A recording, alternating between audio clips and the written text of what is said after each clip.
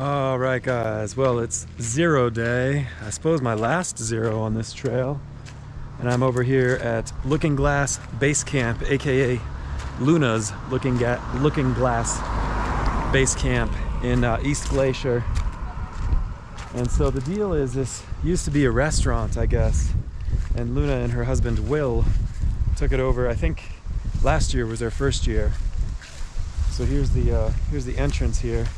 So it's $15 to camp, which would be happening back kind of behind the spot. So you can spend 15 bucks to pitch up your tent back here, or for that same 15 bucks, you can sleep on, it's not very luxurious sounding, but I promise you it's luxurious if you're a hiker. You can sleep on the ground in what used to be a restaurant. So here we are. Inside Luna's Looking Glass. Yeah. So there's a couple of, and it's kind of weird that it used to be a restaurant, but it's fine. Perfectly fine. Couple of restrooms. Oh, I should leave that. Yep. And then plenty of floor for sleeping. Couple of booths for chilling, and a Dutchman or two knocking around. Hey, bro. Yes, sir. And then kind of like the weird and super kind of more awkward part is that the kitchen of what used to be a restaurant is also open, so you can wash your dishes over here, of course. Standard restaurant 3-compartment sink. And then the fryer is out of commission, but I think, you know, you could also use the full kitchen. So nice industrial stove and a convection oven. There's a fridge with some free condiments and stuff. And then of course a couple of walk-in fridges. Something Martin and myself have been punishing is oh, she had a full box of not prunes, plums. Yeah, full box of plums. No idea whether that's a usual thing or not. Let's switch on this light real quick. Yeah. So there's a few foods available for purchase, just kind of honor system, dump your cash or whatever. Good. And then some phone numbers and things for shuttles and things, you know. Corn dogs $2, pizzas $5. Oh, so much. That's the freezer, obviously. All right, well, we'll come back out this back door and I'll show you the cabins. So there's this little collection of what are there, 3? I thought it was 4. I guess it's just 3 cabins. And I'm not sure whether these other 2 are in use right now, but cabin number 2 is where me and Martin are staying. So, not much to it. A little desk, a couple bunks. Looks great. And yep, that's that. And then just a couple more spaces to show you over here at Luna's Looking Glass. So this other sort of building here is yet another kitchen, sort of like a little hiker kitchen if you want. So, and then hiker box stuff. Yeah, so that's that. And then actually I think one of the hikers came over to the bathroom and shower over here to take a shower. So there's a code to get in. And then in there is just a stand-up shower and another toilet, sink. So yeah, that's the bathroom and kitchen there, basically, essentially for the cabins. So yeah, it's oh, I guess it is 4. Yeah, 1, 2, 3, 4 little cabins. So the cabins are $50 a night. Camping and sleeping on the floor in the restaurant is $15 a night. So 50 versus 15. And I'm gonna see if I can't wrangle a couple hikers for a 0-day chat. We'll be right back. Well, guys, final 0 day of the trail. And I'm here with 2 guys who just finished up or kind of finished. And I guess, no, you just they're kind of in the middle of stuff. So yeah, I totally lied. Neither of these guys have finished yet. So we got chairman. Hi there. Or is it the chairman? I'm not Chairman, the chairman, chair daddy, Papa Chair. I respond to a lot of things. Copy. So. Copy. All right. But and professor or the professor? Do you get an article? I don't know. People put in the article. I like professor or even just prof is best. Prof, and chairman. Chair daddy. Okay. All right. The AT family will appreciate that. All right. Cool. Bet. All right. So let's see. So, I guess chair daddy, chair pop, whatever, chair guy. You already went through Glacier, right? I did. I finished up yesterday about 1:45 in the afternoon. Wicked. So congratulations. Thanks, mostly, I guess. Still got to head down to New Mexico and finish off a portion that was closed because of the fires that were down there in the Santa Fe and Carson National Forests. But it's reopened, so I got about 250-ish miles left. And so it's like a week and a half or something like that? Yeah, I'm thinking, I think I got 8 days scheduled for it. Groovy, man. So after that, it'll be all wrapped up. Cool, cool. How are you getting down there tomorrow, or? Yep. I get on the Amtrak tonight. It'll take me to Kalispell and fly into Albuquerque tomorrow morning. And I'll be there for the day and gotta wait on a Greyhound, which is until 11 o'clock tomorrow night. So I'll get back to Grants, New Mexico at 1 in the morning tomorrow, on the 28th. Jeez. Yeah, so start hiking about 2 in the morning and we'll see how long it goes. Oh man, that's brutal. Should be fun. That's brutal. New experience. But hey, you know what, man? Respect for there'll probably be a lot of people, whatever, hike your own hike. Yeah. But I totally respect that you're gonna go back and plug the hole anyways. So I appreciate that's cool. That's cool. Well, this will be the triple crown for me. Well, so good for you. I figured I can't call myself a triple crowner if I don't hike all of the trails. All of the trails. So had to go back and do it. Plus, who wants to go home and go back to work? Yeah, exactly. Keep hiking. Seems to be the consensus among the hikers I'm meeting in Montana here is we'll just drag our feet, dude. Who needs it? But. Exactly. And where's home for you again? Augusta, Georgia. Augusta, Georgia. So you went from one Augusta to another just a couple days ago. Exactly. Which one's better? I might be a little biased, but I'd have to say Georgia's got a little more going on than Augusta, Montana. Yeah, there's not much there. So it was a lovely little place. Cool. Had what I needed.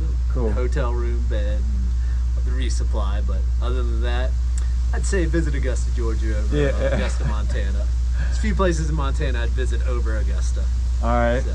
All right. And Prof, what's your hike, bud? So you also just came out of Glacier, but you have a totally different story. Right. Yeah. I came south through Glacier. Started at the border. Started at Waterton or Chief Mountain. Chief. Right. Yeah.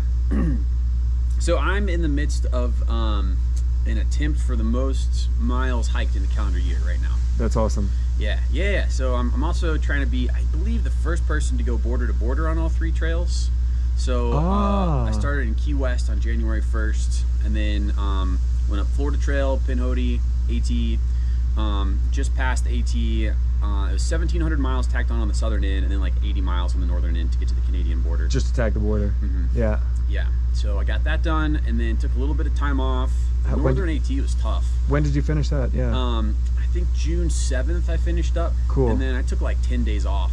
I went home to family in the southeast, hung out with an aunt and uncle in Huntsville, Alabama, and laid in the pool for a week and a half. Good for you, yeah. Yeah, and then came out, and mid-June was not a great time to get on the PCT, or the desert of the PCT. So I hopped on at Kennedy Meadows South. Okay. And then did all of the PCT up to Canada a little over a week ago, and then popped over here and started going south. So then you'll go back to the PCT, or? Yeah, so I'll finish down here. I'm shooting for Halloween-ish. Down at Lordsburg or whatever. Yeah. And then I've got a fire closure I need to hit on the PCT. That's 100 miles in Oregon.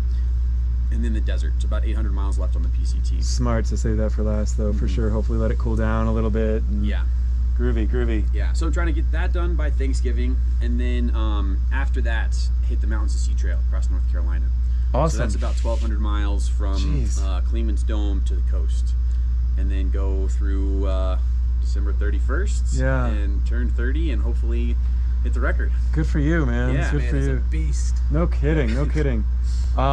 So 2 questions. First, naturally, you cached some food at Klingman's Dome, I'm sure, to go pick that.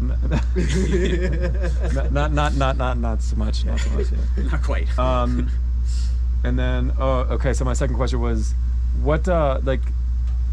I'm sure you didn't like roll off the couch thinking, let's go bang out 10,000 miles real quick. What other hikes have you done, or like what?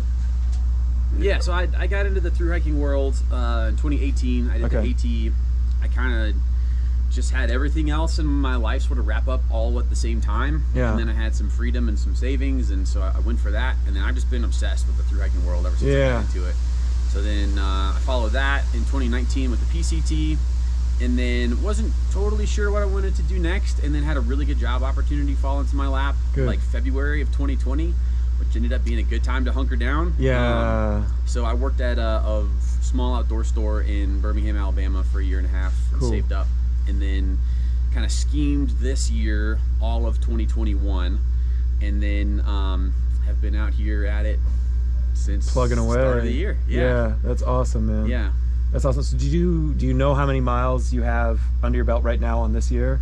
Yeah, I'm like 30-40 shy of 6,000 right now. Sweet. Wow. That's awesome.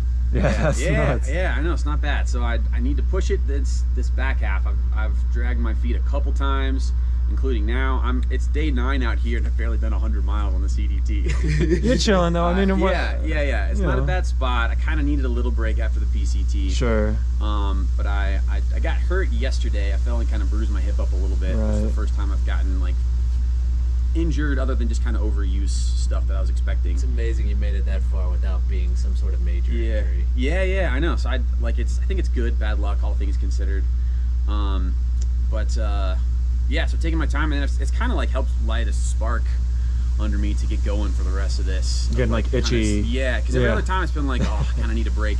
And now I like drug my feet for a while, and then now have to take a day or two off, and like, all right, let's get going. I need to get through Colorado. You should be all right though. I mean, again, I think Montana is definitely, I feel like, kind of cruisy, to be honest. As much as it's named after mountains, I feel like you can slide along. So hopefully there'll be some opportunity for makeup speed for you, anyways. Hopefully so. Agreed. All right, cool. Well, let's see. So there's a introduction. So you're also southeast then, from sort of the southeast area. Yeah, I grew up in Knoxville, went to school, Western North Carolina. I've been in Alabama the last couple of years. Yeah, groovy. So everyone's sort of from the southeast here, anyways. Yeah, just the crew. Cool. Born in Pensacola, you know, but anyways. Yeah, right.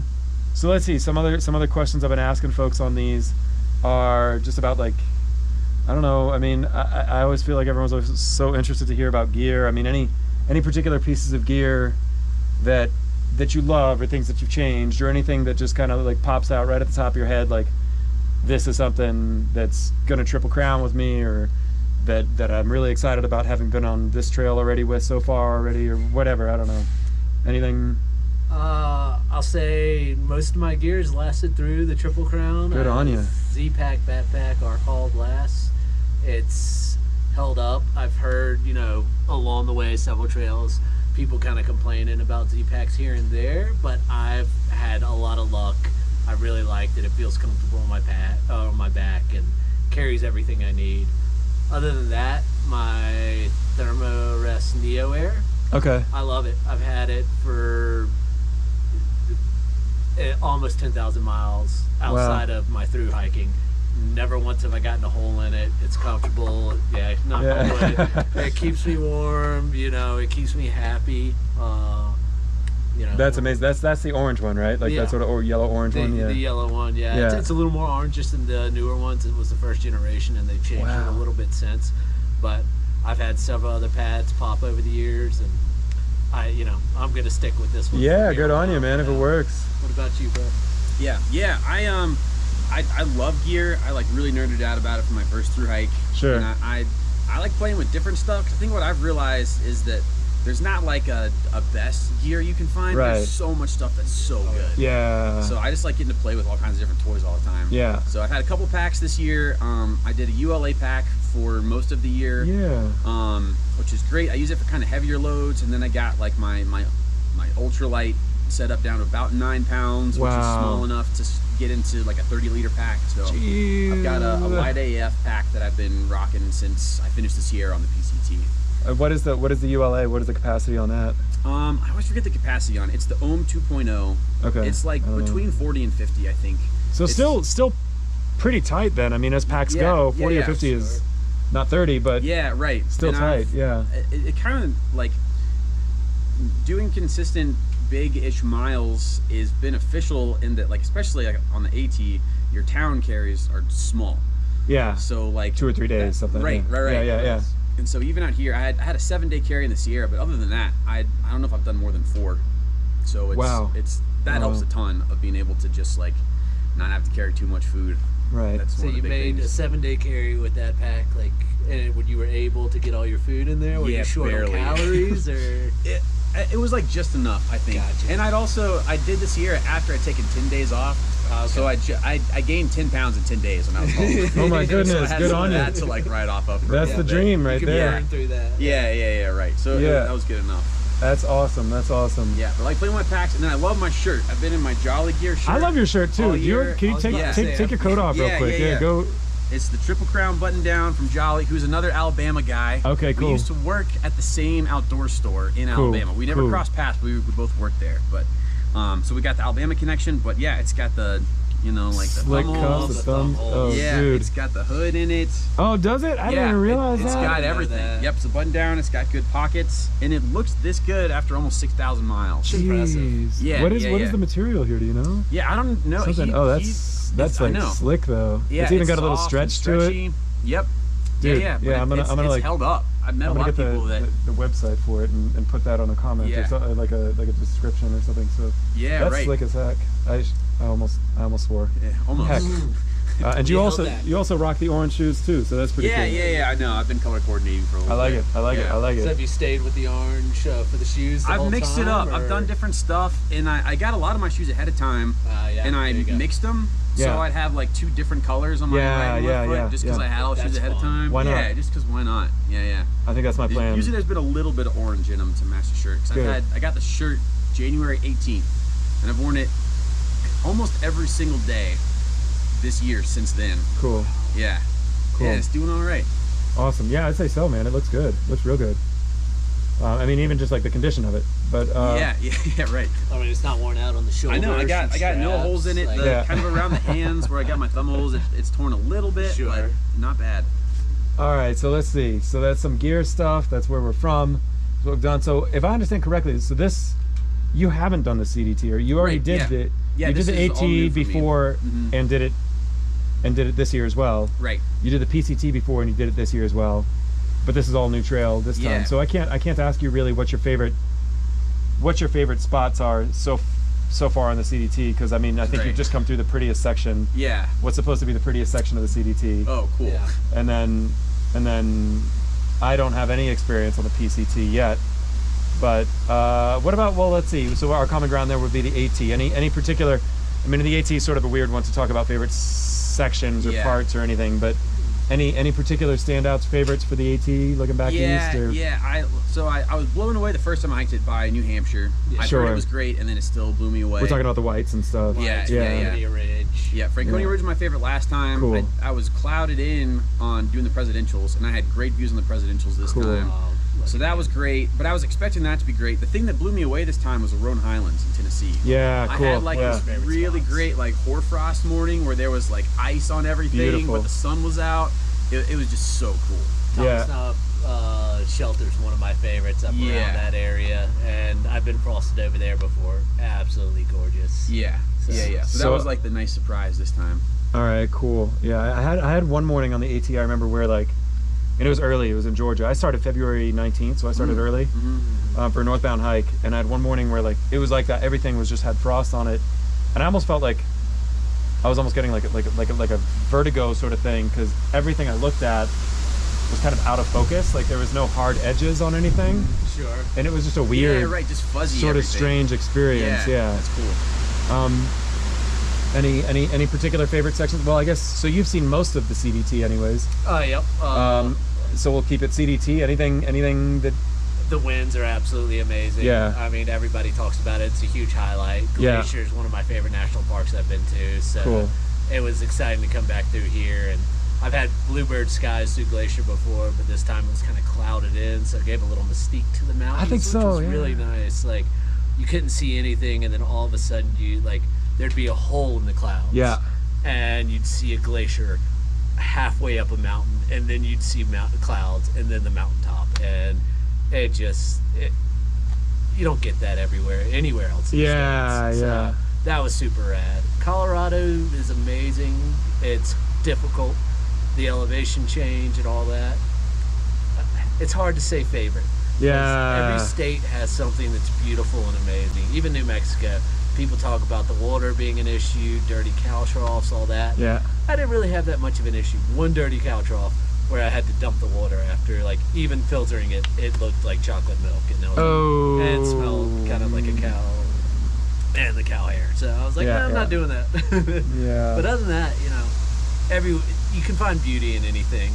And yeah, sure. But the winds are something that's absolutely amazing. Did you do knapsack and cirque, I imagine, or? I did not do knapsack. I did the circuit of towers. Okay. And it was beautiful. Definitely a must do if you're going through the area. I wish I'd done knapsack coal, but I was doing a big food carry at the time. Yeah. And the guy I was hiking with was going to stop short that day on the coal, where I had to keep pushing it. Yeah. So I decided to stay on the red line and avoid that. But you're always going to have some regrets on the trail. There's something you want to do, but scheduling, food, something's going to get in the way. Sure. That's why you just got to come back and do it again. That's this guy's approach, right? Yeah. That's exactly Prof's approach. All right, cool. Well, let's see. Something.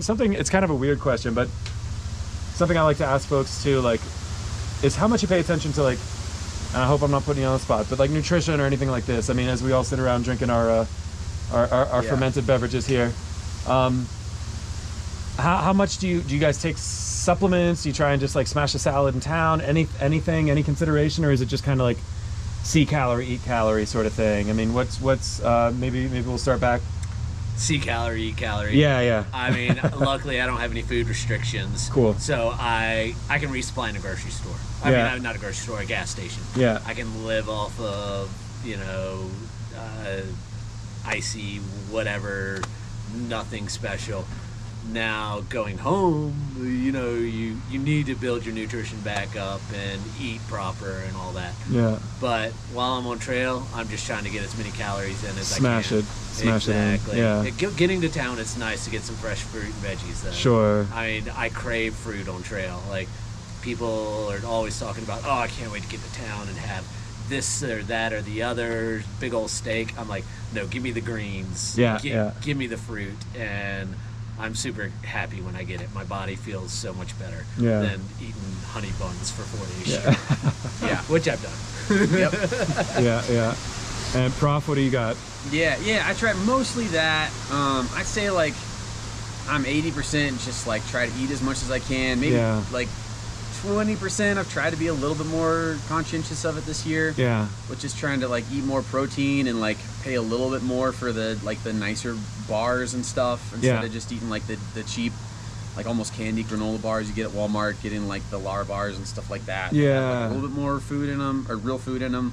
And then also, like, I kind of think of it as like a bigger food cycle than just 24 hours.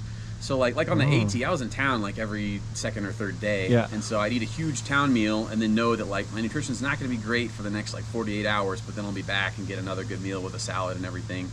Yeah. And so just kind of like knowing and expecting kind of some dips and then coming back up, and then just looking at things on a bigger scale than just like making sure I get it each day, but getting it like a few times a week at least. Yeah. Okay, cool. Yeah, that makes sense. Yeah, it's definitely about, I don't know, we always like, people always say like you can't catch up on missed sleep, right? And I'm like, it almost works the same for nutrition. Like when people are like, you can't catch up on missed nutrition, I'm like, fair. I'll try. I'll try. Give it a shot. Yeah, right. I'll try. Well, let's see what else. Oh man, I'm kind of stumped. There was another question I just had lined up. All right, so favorite sections. You had Rhone, and Rhone and the Whites, and then you had Glacier. Really, I mean, just Glacier is nuts. All right. Any sort of like, and this is another sort of strange, sort of amorphic question. I probably should have primed you guys for this one, but like any sort of mantras or philosophies or approaches or anything that help. I mean, you both have exponentially more hiking experience than I do. So even just for my own benefit, if not anyone watching, any sort of like, I don't know, words of wisdom or approaches or philosophies or mantras or anything like this that kind of help when the trail gets hard or whatever, I don't know, anything, any words of wisdom that you'd care to share about things you've learned or things that help motivate or guide you. Like, well, maybe I'll give you another moment to think by way of giving it a couple examples that are things that I use anyways. Like, so one of the things, like when I did my first thru-hike last year on the Appalachian Trail, one of the things that I would say is like, my most important day on trail is tomorrow. Like, it doesn't matter what I do today. It doesn't matter if I do 2 miles today. It doesn't matter if I zero today. It doesn't matter if I do 40 miles today. Like, what I need to do today is make sure that my body is right tomorrow, you know? Sure. So something like that. Cool, I like that. Or anything else. I don't know. I mean, it doesn't have to be quite as like cutesy or whatever. I don't know. Whatever. Any sort of. Yeah. Go for it. I got mine. The one that I like, you know, you hear all the time, but just the longer I'm out, the more I believe it. Yeah. And then really believing it just, you know, does everything. But just kind of like the whole, like, this too shall pass sort of thing on both sides of the coin. Like, I have just experienced so many times being miserable for like 8 or 12 or 16 hours. And like, every time I've been in that, I've done it long enough that I know that like, this is going to end with me comfortably laying down and having a warm meal in my belly at the end of the day. Yeah. So like knowing and just trusting that that's going to come, that like all of the like the suffering and everything is going to end, and it always does. And so just getting in that cycle enough times that like you know, you can say it and hear it as much as you want, but just doing the hiking thing long enough that you like fully believe it, it is nice. It's still tougher on the other end for me. I still have a lot of time leaving, or a tough time leaving the good times, is that like all of the good stuff also eventually passes. And so being ready for and accepting that you know, I'm at like a comfortable, like cheap, friendly hostel in Glacier right now, drinking a beer with friends. Like, this is great. And it's gonna be tough when I have to go out and like hike alone and like say goodbye for however long, both with like hikers and like friends that I meet up with and all that stuff, but being okay with that and trying to not hang on too tightly to moments. So like when I get back on the trail, not like regretting like, I really wish I was still in town, but just appreciating it for what it was, and letting it go and enjoying kind of the high from it as I get out and get into the next thing, but not wishing that I was still there too much, because there's going to be more of the good times, and it's just the ebb and flow and the balance of the good and the bad, that it all passes eventually. And that's a great thing when it's the tough stuff, and it's a tough thing when it's the good stuff. But it's all part of the experience. So it's just kind of recognizing sort of the temperance or temporariness, the ephemerality, if you will, if I can do that to that word. I don't know. Of all of this, of like each little moment, and then of the hike in general too, that at some point I'll be back and I'll be fondly looking on all the suffering moments. Looking back at it with rose-colored glasses, like when you get home and nothing was ever hard. hard. Thru-hike, nothing's ever bad. It's all amazing. Doesn't matter if you had to put in a 35-mile day and your feet are hurting and you've twisted your knee. When you're home, that stuff doesn't matter. Like you know, you look back and it was like, oh, that day was awesome. Got that one view and it was fantastic. That's cool. I like that. That's a cool sort of just recognizing sort of the I don't know if it's as much a mantra or as much as just like a realization of like a life truth or something, that like, this is just the way that it goes. Well, but that's kind of like the whole, I don't know, at least for me anyways, that's kind of like the whole point really of thru hiking, is like you get caught up with 9 to 5s or office work or having electricity and toilets and stuff like that, and you kind of lose that perspective on, I don't know, existence, right? Which is sort of a silly, deep thing to say, but that's at least for me, that's what I like about it. I don't know. So cool. Anything come to mind or not? I know I kind of put you on the spot with it. I mean, as long as I'm happy, healthy, and enjoying myself, I want to keep hiking. And when any of those three things go away, you need to step back and either, if you're not healthy, let yourself heal, like the Prof is doing right now. He's taking the time off. Even though he knows he has a schedule, he knows he wants to complete a certain thing, he's taking care of his hip that he hurt. And he'll get back to it, and he'll be happier that he did it, and he'll enjoy it more, and he'll get through it. And it's also mental. You need to be mentally healthy out here as well. I've seen folks that aren't, and that's one thing that drives folks off trail. Yeah. And if you're not enjoying yourself, why do it? You know, yeah. Why put yourself through the misery? But I don't really look at it as misery. Like the days that hurt and the days that are rough, when it's pouring down rain, hail comes in, you just got to grin and bear it at the time and get to your tent or get to town or whatever, and just kind of laugh about it and be like, oh, that was an experience. Yeah. So, yeah. Cool. I think that's part of it too, is that the we do suffer, and it is suffering, but that because we suffer, that's where all the best stuff comes from. Yeah. And like through hiking is shifting our suffer threshold. So like things that are uncomfortable in normal life, we get super used to out here. Like I'm stoked to be sleeping on the floor in this old restaurant. Right? Yeah. right, exactly. Yeah. Yep. And so and that's part of it. And we like these good times are so good because we pay with the suffering. And so I think it's partially like accepting and even being happy that we get to suffer a little bit, because that's just kind of like the cost of like that makes the forcing warm the perspective shower that much better. You don't understand how much a warm shower and a place with a roof to sleep in means until you've been on trail through those storms and through those miserable times. You get to town and you can just be so much more appreciative of what you're getting, even though it's really not that much compared to actual life and being in society. Yeah. You know what? Speaking of that actual life, this is like actual life. I don't like no. But I'll put it on your radar anyways, because this is one of my things. Is like, I don't know. People talk about the real world or real. What do they say? Real life or real whatever. It's like people are like, oh, I'm about to finish my hike and go back to real life or whatever. I just say other world. Like I don't like to like. Because certainly eating ramen and hiking 30 miles a day or 40 miles, whatever, probably 70 miles a day for you, I don't know. But, like, I don't know which one's real. Yeah. There's something very false about, I don't know, not about false, but something very artificial, I think, about the conventional American life. But certainly what we're doing is not real either. So I just say other. I don't need to delineate real versus fake or whatever. Yeah. I met a section hiker on the AT that described it as life above and life below.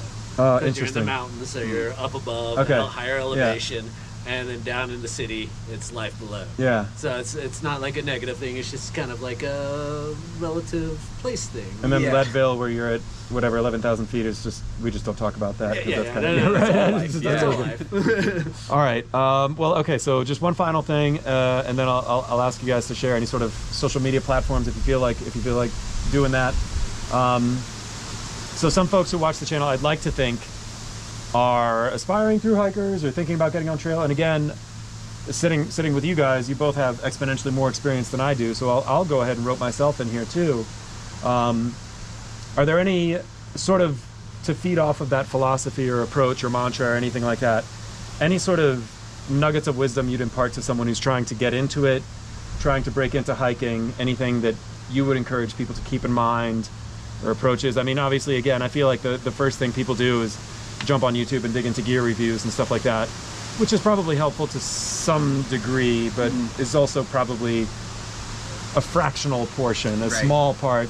Sure. So is there anything, I mean, I think like you said about how big the mental game is or whatever, are there any sort of pointers you would give to someone who's trying to get into it or thinking about getting on trail next year or whatever? Get out and hike weekend hikes as much as you can. Yeah. Know that you really want to do something like this. You're going to be putting a lot of time, money, and effort into a through hike. And if you just go out and do it without actually having the experience of being in the woods and knowing your gear you're taking, it's going to be more difficult. Yeah. So time and experience, you know, so if you can take a weekend every month and go out and do a 30-mile loop and you're having fun with that, think of a through hike as multiple 30-mile loops. You know, or it's going to be longer than that. Say 3 to 4 or 5 days in the woods, but then you're back in town. So a through hike isn't necessarily, oh, I'm spending 4 to 6 months in the woods. No, I'm spending 4 to 5 days in the woods, then I go to town. So if you can get through a 4 to 5 day hike and you really like it, you're going to love through hiking. That's how I, kind of came into it. I've been hiking for 20 plus years on the weekends. And then when I got to through hiking, I was like, oh no, it's just like I went out for the week. And then I'm not going home, but I'm going to somebody's home. So. Yeah, I think exactly the same. That's one of the biggest things that I say, is that it's just a series of like a few multi-day hikes, and if you can do that, you can get time to refresh yourself and all that. That's so big. It's not looking at it as like a 5-month hike. It's just a bunch of series of the smaller hikes. So I think expectations are really important, and I think that's one of them. And then I think the other one is really, really expecting to suffer. like really knowing that that's going to be a part of it. And you learn that by doing the weekend trips and getting some of that experience and everything. But knowing that that's going to be a big part of it, and knowing that you still want to do it regardless of that. So I think, yeah, just having realistic expectations of what it's going to be like in that sense. There's so much of it that you can't learn until you get out and start doing it. Sure. But knowing that's only ever like 3 to 5-ish days at a time, and then you can take off a little bit of time and all that. I think it really helps to have little pieces to look forward to along the way. So every time you set that guy from town, like to this day, I still am looking forward to the next town. Yeah. Like I love being on the trail and hiking, but I love hanging out in towns and hanging out with hikers and everything. So you've always got something to look forward to every few days. That really helps. And then really expecting to suffer, knowing that that's going to be part of it. And then when it does happen, it's not like shocking and like, oh, I'm so unlucky, woe is me. It's like, yeah, I knew this was coming. And then you truck along, and then the good stuff happens, and it's that much better. Cool. Very cool. Well, guys, thanks so much for sitting down here. I really, really, really appreciate it. I wish I could have spent more time hiking with both of you guys. Yeah. But, yeah, I mean, you're going back to New Mexico, and that'll be cool. And you're, like... He'll probably be there before I right. Exactly. Well, good luck to you anyways, for sure. Yeah, thanks. And definitely that section north of Grants, I know Martin and myself have been talking to you about it for the past 2 days. And it's a cool section, that little Canyonland spot. Looking forward to it. Do you guys do Instagram, YouTube, anything, Facebook, I don't know, TikTok, I don't know, any of these things that you feel like sharing channels or hiking channels or anything like that? Sure, yeah. I'm on Instagram, JP on the CDT, and I have a couple other pages for each of the hikes I have done, and then another account. But that's the main one. If you look at that, you can find it. And that links up to my Facebook account, which is JP Jones. Cool. Was it JP on the CDT, all like underscore in between? Underscore in between. Okay. Yep. Cool. That. Cool. Yeah, and then I'm just on Instagram as Prof_Carl. Prof Carl with a C or K? With a C. Yeah. PROF_CARL. Wicked. Easy enough. Wicked. Yeah. Cool. Well, guys, thanks so much again. Really, really, really appreciate it. Yeah, for sure, man. Yeah. Cheers.